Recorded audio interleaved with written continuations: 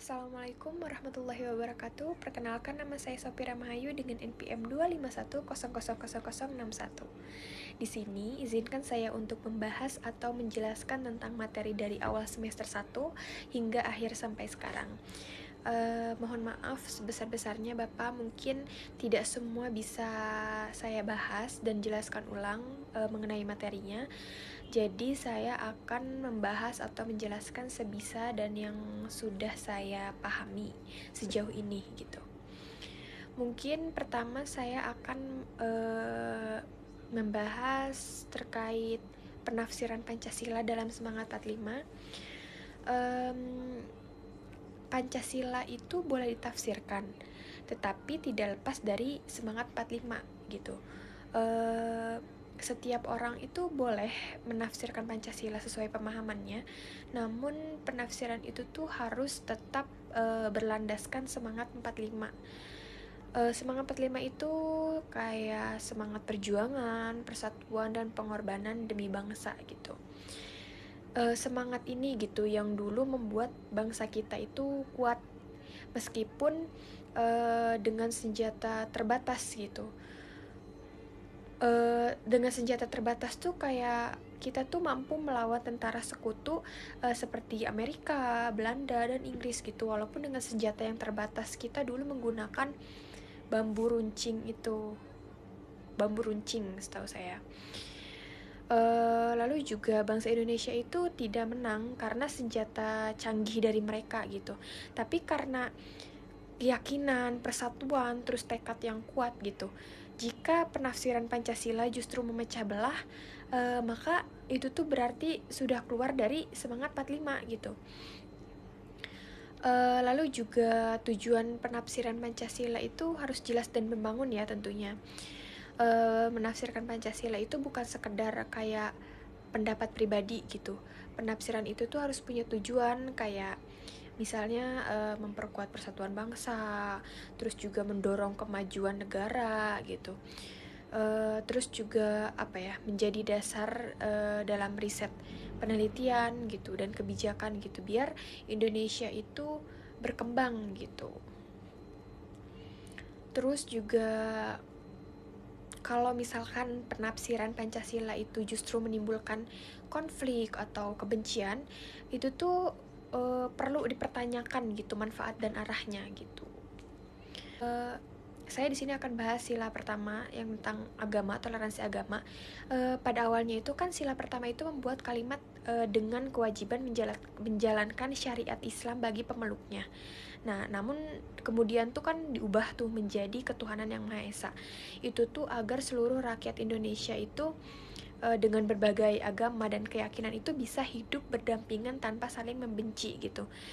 Dan menurut saya perubahan ini tuh bukan untuk menghilangkan nilai agamanya ya, tapi melainkan untuk menjaga persatuan bangsa gitu. Setiap orang itu tetap bebas menjalankan ajaran agamanya masing-masing tanpa memaksa kepada orang lain gitu. Lalu agama itu sebagai rahmat dan dasar kehidupan berbangsa gitu. Dalam Islam itu kan dikenal istilah rahmatan lil alamin gitu. Nah, itu tuh yang artinya itu ajaran agama harus membawa manfaat bagi seluruh manusia gitu. Nilai ini itu sejalan dengan Pancasila yang dimana mengajarkan kehidupan berbangsa yang damai, saling menghormati, dan menjunjung nilai ketuhanan gitu. Kehidupan berbangsa dan bernegara itu pada dasarnya bersifat sakral. Kenapa? Karena berlandaskan keyakinan kepada Tuhan dan kitab suci gitu. Namun orang yang menafsirkan kitab suci itu tetaplah manusia biasa, sehingga perbedaan tafsir adalah hal yang wajar gitu.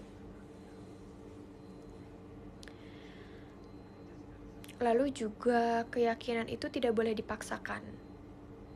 Kenapa? Karena setiap orang itu memiliki keyakinan masing-masing tentunya, termasuk dalam agama, dan cara memahaminya itu berbeda-beda gitu, sesuai keyakinannya masing-masing. Seperti menghormati keyakinan orang lain itu hal yang penting ya tentunya, selama tidak ada paksaan gitu. keyakinan dan perasaan itu tidak bisa dipaksa, seperti halnya cinta atau pilihan hidup gitu. Pilihan hidup hati seseorang itu tidak bisa dipaksa untuk menerima sesuatu yang bahkan dia sendiri itu tidak yakin gitu, atau sesuatu yang tidak diyakininya gitu.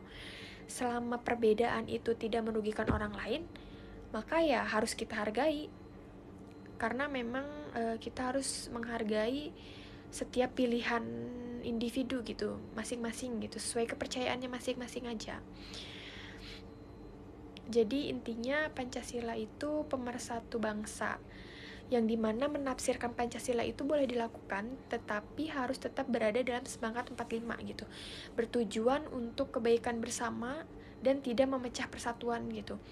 Dan yang paling penting itu adalah saling menghormati, lalu juga tidak memaksakan kehendak, dan bersama-sama membangun Indonesia yang maju dan damai gitu. Intinya kita sesama manusia harus saling mentolerir, toleransinya harus kuat. Lalu saya di sini akan membahas tentang filsafat hukum.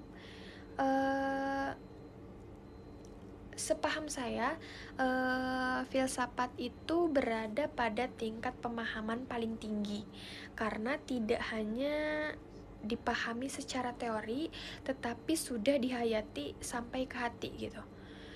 Dalam konteks Pancasila, filsafat Pancasila berarti memahami nilai-nilai Pancasila bukan sekedar hafalan sila saja gitu, melainkan sebagai pedoman hidup dalam bersikap dan bertindak di dalam kehidupan sehari-hari gitu.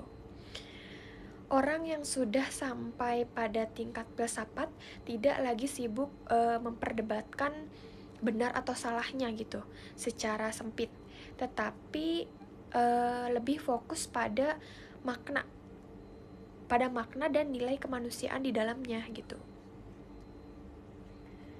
Nah, mungkin makna simbol sebagai cerminan nilai toleransi. Jadi simbol Pancasila itu bukan sekedar gambar, misalnya bintang, seperti yang tadi saya sudah sebutkan juga, dan seperti yang sudah Pak Subelo jelaskan juga. Sepaham saya, bintang berwarna emas dengan latar warna hitam itu pada sila pertama itu memiliki makna yang dalam. Nah, bintang kan melambangkan cahaya gitu ya, cahaya ketuhanan yang menjadi pedoman hidup gitu. Sementara latar hitam itu menggambarkan keberagaman dan perbedaan. Jadi makna yang bisa diambil dari simbol ini itu adalah toleransi. Jadi sikap paling menghormati dalam perbedaan keyakinan gitu. Cahaya ketuhanan hadir untuk menerangi semua gitu, bukan untuk membedakan atau merendahkan sesama gitu. Sila pertama juga mengajarkan tentang rendah hati, bukan kesombongan.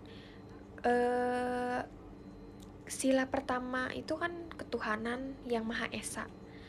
Nah, mengingatkan manusia bahwa di atas segalanya itu ada Tuhan. Karena itu, manusia tidak pantas bersikap sombong, merasa paling benar atau merendahkan keyakinan orang lain gitu.